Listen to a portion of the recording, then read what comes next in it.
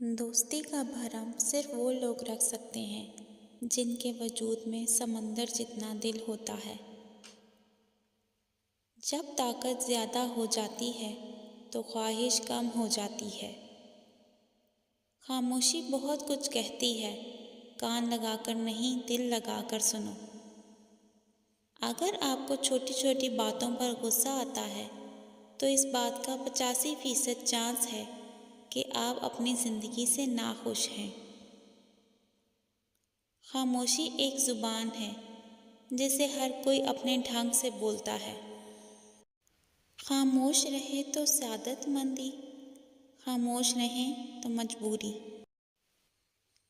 اپنا سر ہمیشہ اونچا رکھو کہ تم کسی سے ڈرتے نہیں، لیکن اپنی نگاہیں ہمیشہ نیچے رکھو تاکہ پتہ چلے کہ تم ایک باعزت گھرانے سے تعلق رکھتے ہو۔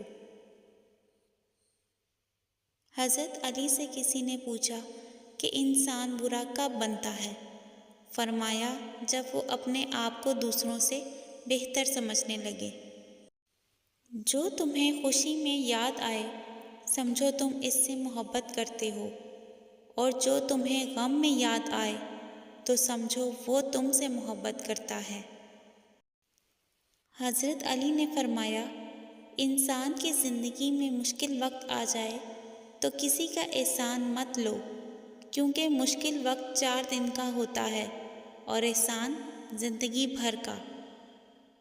کسی انسان کو دکھ دینا اتنا ہی آسان ہے جتنا سمندر میں پتھر پھینکنا، مگر یہ کوئی نہیں جانتا کہ وہ پتھر کتنی گہرائی میں گیا ہے۔ خود غرض لوگ اپنی کامیابی کے بارے میں بہت باتیں کرتے ہیں۔ کون آپ کے بارے میں ہر وقت سوچتا ہے اور آپ کے قریب آنا چاہتا ہے؟ جاننے کے 4 سائنسی طریقے۔ نمبر 1، آپ کے دل میں یہ خواہش ہوگی کہ آپ انہیں میسج کریں یا ان سے بات کریں۔ نمبر 2، ان کا نام بار بار آپ کے سامنے آئے گا، آپ کو بار بار ان کا نام کہیں نہ کہیں سے سنائی دے گا۔ نمبر 3، جب کوئی آپ کے بارے میں سوچتا ہے تو وہ آپ کے قریبی دوستوں اور رشتہ داروں میں دلچسپی لیتا ہے۔ نمبر 4، وہ شخص آپ کے خواب میں آئے گا یا پورا دن آپ کے ذہن میں اس کا خیال آتا رہے گا۔